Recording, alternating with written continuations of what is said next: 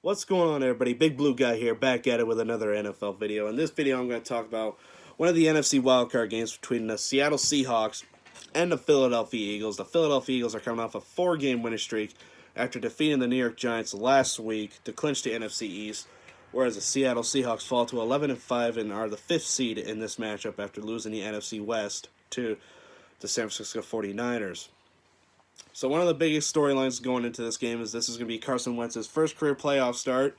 He missed 2017 and 2018's postseason runs due to knee and back injuries, so his debut is definitely going to be something that Eagles fans are going to watch for, just to see in their own minds if they think that this guy can really be a long-term starter in the future and to see if he could really win the big games in the postseason when it matters. As for Russell Wilson, he is 4-0 against the Philadelphia Eagles, and I think that's going to be a big mental advantage for them going into Lincoln Financial Field, because that place is never easy for opposing teams and players to play in. So for Seattle's defense, they're going to get back Quandre Diggs, who has been one of their best playmaking safeties all season. He suffered a high ankle sprain in Week 15, but he is expected to play, and he was acquired in a midseason trade from the Detroit Lions. He's definitely has helped the Seattle secondary, and he has solidified that defensive unit. With him on the field, Seattle is able to play more aggressive in zone and man coverages, and during the 5 games that he has played, he has accumulated 3 interceptions, a forced fumble, and a touchdown. So definitely his presence on the field is something I'm going to be looking out for, and he's definitely going to be one of my key players going into this game.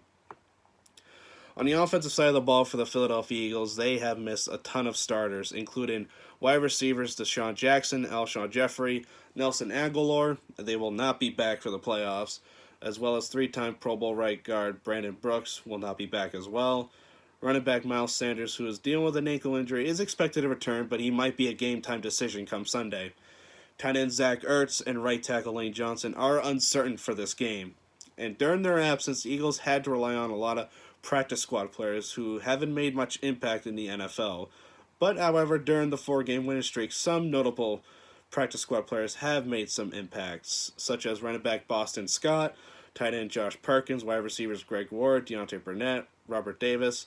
Last week, they all combined for 16 catches for 255 yards, 54 yards rushing, and 4 touchdowns against the Giants in their division clinching win. On the offensive side of the ball for Seattle, their pass protection has not been great. Russell Wilson has been sacked 26 times during their last 7 games, and during those 7 games, he only has a passer rating of 90.7, and his yards per attempt is just 7.2. And it's definitely going to remain, this issue is still going to remain for the Seattle Seahawks. And at the beginning of the season, Justin Britt went down with a torn ACL, and backup center Joey Hunt has played well for them, but sometimes he can be bullied at the line of scrimmage, and he is undersized, and he's not the typical center. And they also lost left tackle Dwayne Brown, and he's expected to miss this game after a minor knee surgery a couple weeks ago. And Hunt is going up against Pro Bowl tackle Fletcher Cox, so that's a matchup right there I'm going to be looking out for, because Fletcher Cox is one of the best tackles in the NFL. So for the Eagles on the defensive side of the ball, my key player in this one going into this game is going to be Malcolm Jenkins. And since the start of the 2017 playoffs, he has played a consecutive 2,420 snaps, also plays on special teams. He leads the Eagles with 80 tackles, 4 forced fumbles, and 2.5 sacks. He's kind of like the Iron Man on defense. He plays everywhere, sometimes in the secondary at linebacker in some unique formations. So he's definitely going to be my key player to look out for on defense for the Philadelphia Eagles. And also, we cannot forget that Marshawn Lynch did come out of retirement, and he will be playing in this game.